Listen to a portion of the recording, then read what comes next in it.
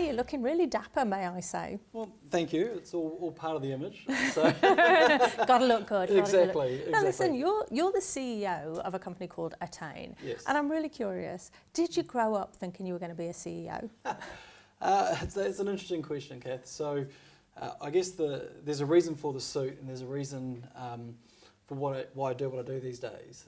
I would never have dreamed in my life growing up that I'd end up being the CEO of anything. Yeah. The whole reason for the suit is because growing up I had a couple of choices to make. I could either be in a suit like this, or I could end up in a suit like my father did. So the suit that your father wore? So the suit that my father wears is one that you often would see in a prison. My father spent some time inside for the sort of violence that he did to myself and my sister and we were children growing up. Wow. I come from that family of Once Were Warriors, sort of slashed with a bit of Gloria Vale in there. Okay. And for those that don't know, Once Were Warriors is that iconic sort of New Zealand movie around gangs and violence and things like that. Gloria Vale is obviously a more religious focused program that we see down in the South Island of New Zealand, where it's a religious cult where people are captivated by rules. And I say it's a mix between the both, because for the first part of my childhood it was very much Once Were Warriors. The second part changed into this cultish Gloria Vale scene where my father got involved in religion and used religion as an excuse for the violence that he would do and for the lifestyle that he had chosen as we were growing up. Wow, that would have been a pretty hard childhood. Yeah, I guess, again, for me, I don't like to think that it's different from what a lot of other people went through in the early 80s, I guess, and late 80s. But it's one that made me, at some point, have to make a choice as to which path I wanted to go on. Yeah.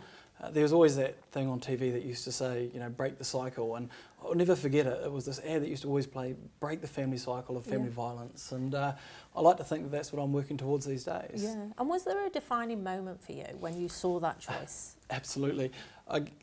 Easiest way to explain this is there was a moment where I was probably about 15 years old, and I'd had a big argument with my father, and I decided to go out and take the car and just get out of town.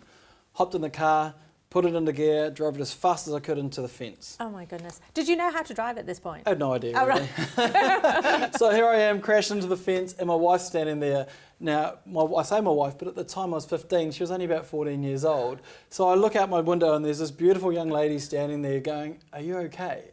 And I'm going, "Oh my goodness, I think I'm dead." And you married her? Well, yeah, fast forward a few years and funnily enough, I was able to marry her. Oh, that is so sweet. It's a bit dramatic, but it's sweet. Yeah, I guess it was that point where you go, I have a choice to make, and I sit there and go, if I want to have that girl, if I want to have that life, I have to go on a different path where my father was taking me. Yeah. So those conscious decisions I made, I haven't come from a family of wealth and things like that. I've come from literally nothing. So I spend my days trying to encourage others that come from that sort of background or from any background. It doesn't matter what you have, it matters what you do. Yeah. And that's the choices that I make. Yeah, and literally you cannot tell what a person has been through just by looking at them. Not at all. I remember when I was a builder, so as a qualified builder, so you don't look like a builder either. Not at all. You're very confusing. Exactly. But I started off actually in the workforce as a apprentice and then worked my way up to become a qualified builder. And I remember as a builder, people would look at me and think that I was a well-to-do, middle-class, white European, Kiwi.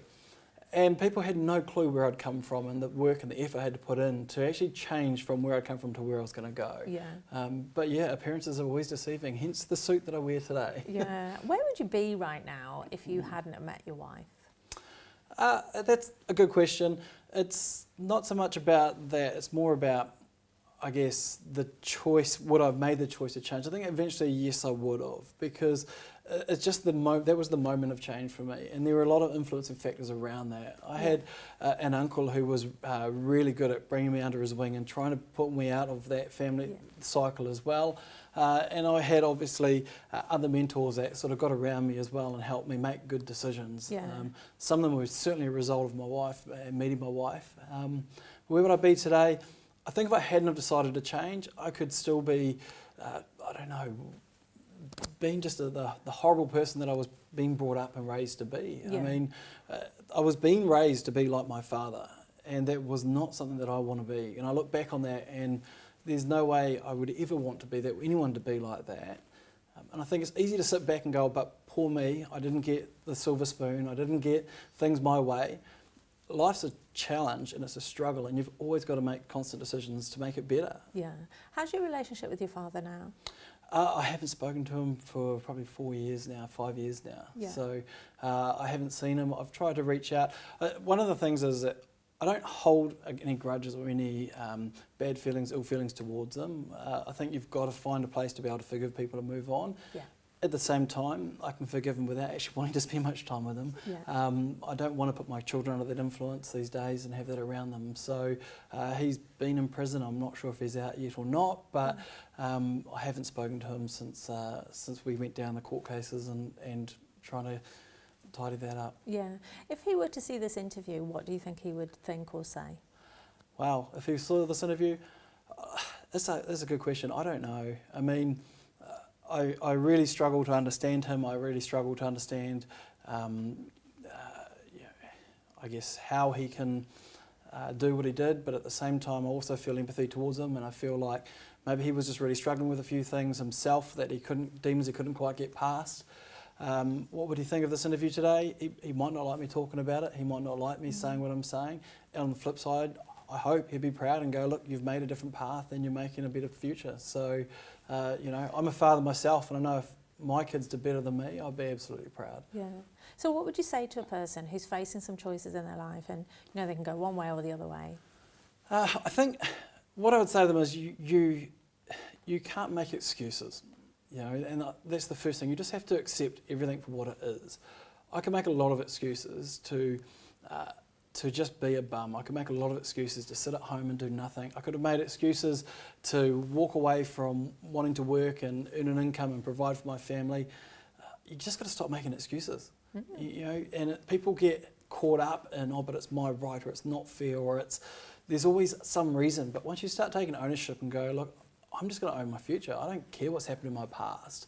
I've got this thing where I want to be the most successful, unsuccessful person you will ever meet. The most successful, unsuccessful person. That's it.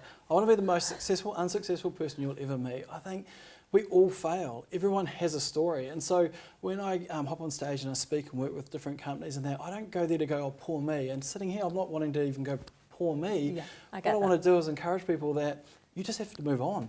Yeah. You have to get back up. If you've made a mistake, if you've fallen over, if you've failed at something, just get back up and try again. Oh, that's fantastic advice for all of us.